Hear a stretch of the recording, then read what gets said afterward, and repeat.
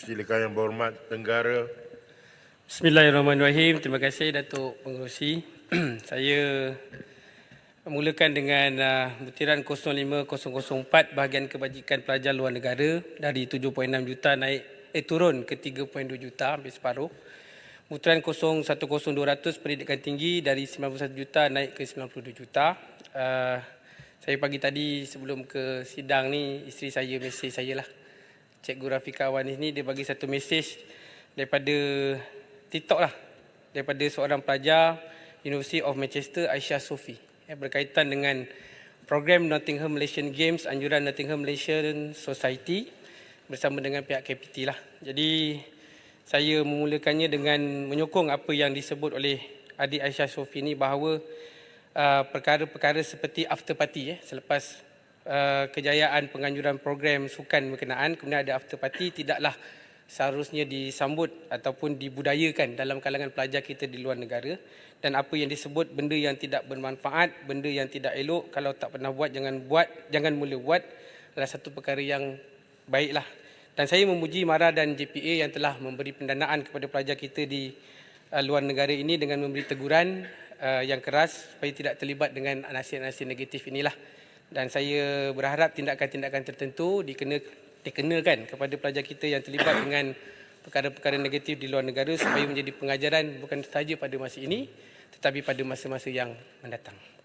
Keduanya ada berkaitan dengan butiran 020000 pendidikan tinggi 7.5 kepada 7.6 bilion, butiran 0400100 pendidikan dan latihan teknikal dan vocational TVET dari 1.4 bilion naik ke 1.48 bilion. Saya ucap syabas dan tahniah kepada KPT kerana telah berjaya melahirkan 256,901 graduan TVET sejak 2018 sehingga 2023.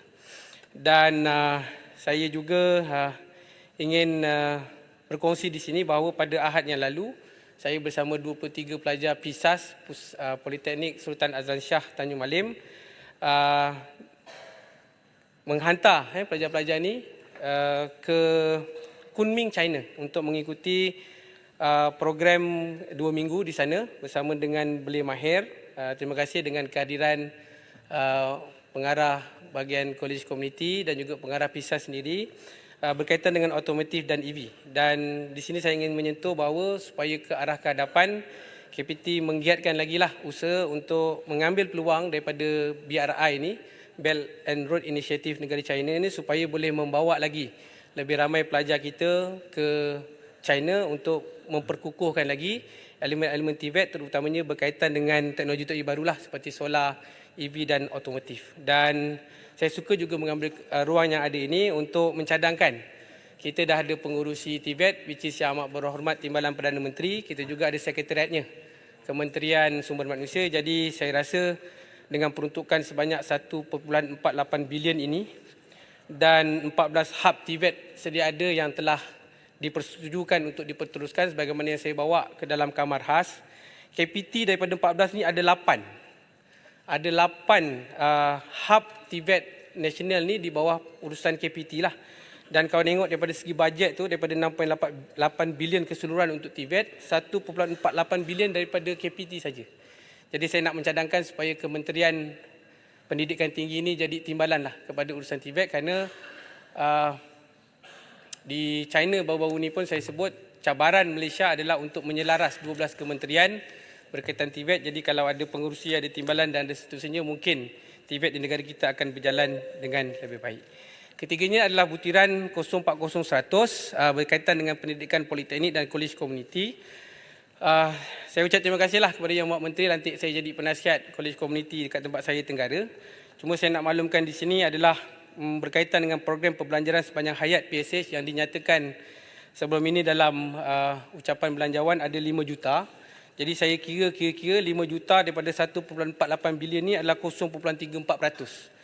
Jadi kalau boleh dinaikkan ke 1%, dia jadi 14.8 juta lah. Jadi kalau 14.8 juta, saya yakin 105 buah kolej komuniti seluruh negara akan boleh mengadakan lebih banyak lagi program. Dan saya suka nak memberitahu Dewan, Datuk Pengerusi dan juga Yang Berhormat Menteri ada di dalam Dewan ini, bahawa sambutan masyarakat terhadap program-program anjuran kolej komuniti ini amat baik.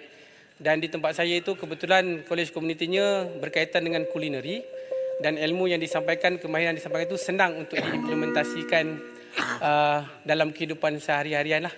Ni Datuk Muhsin, saya minta seminit lagi. Seminit, okey. Terima kasih. Dan kolej komuniti pula di sebelah jiran saya, Kulai lah. Kulai ni tak ada kolej komuniti. Jadi ada orang Kulai pun dah berhubung dengan saya untuk mengadakan aktiviti kursus dan sebagainya.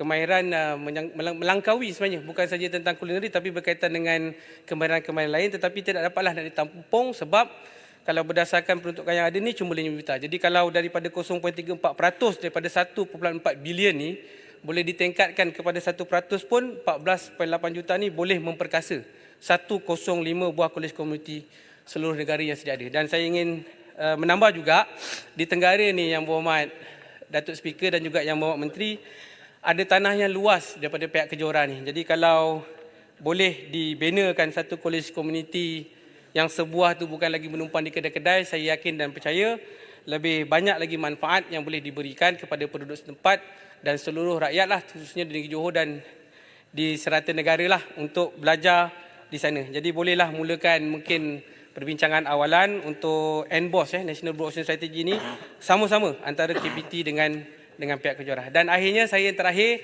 ni betul-betul terakhir Datuk Pengerusi, adalah berkaitan dengan hab pendidikan tinggi Paguh. Saya ni bila habis sidang Dewan ni biasanya balik daripada Kuala Lumpur ke Tenggara ni memang lalu tepi Paguh tu. Saya tengok namanya tu besar papan tanda tu tapi tengok macam slow sangat dekat situ. Jadi saya ingin bertanyalah kepada pihak kementerian sebenarnya apakah hala tuju seterusnya apa yang dipanggil sebagai hab pendidikan tinggi Paguh ini. Kalau sekiranya saya melihat pada masa sekarang ni TVET adalah mustahak dan kebetulan kita pun ada 4 MTUN which is yang dah hadir di sana, UTHM dan UTEM yang saya difahamkan. Kita ada lagi Universiti Malaysia Pahang dan UNIMAP. Kalau boleh bawa cawangan ke sana, kita empower terus Paguh, hab pendidikan tinggi Paguh ni sebagai hub TVET wilayah selatan. Jadi bukanlah maknanya kita nak buang nama Paguh tu, tetapi tanggungjawab selatan itu lebih besar dan tuan rumahnya adalah Paguh. Saya rasa dia akan memberi banyak faedah lagi kepada negara dan sesuailah dengan kedudukan geografi Paguh itu dan negeri Johor itu yang berjiran pula dengan Singapura, dan kita nak mara ke hadapan dengan berbagai teknologi renewable energy, kita nak solar, kita ada EV, banyak yang kita berbahaskan di sini kalangan ahli-ahli parlimen yang lain. Jadi saya rasa kalau pihak KPT boleh merangka strategi ataupun mungkin dah ada, ataupun saya ingin bertanya ada tak apa-apa perancangan untuk memperkuat dan memperkasa menghak upaya hab pendidikan tinggi Paguh ini, mungkin boleh kita hala tujukan hab ini kepada mewujudkan apa yang kita panggil sebagai Southern TVET City lah di Paguh supaya boleh memberi banyak lagi faedah kepada rakyat dan negara. Itu saja Datuk Pengerusi. Terima kasih. Terima kasih Yang Berhormat Tenggara.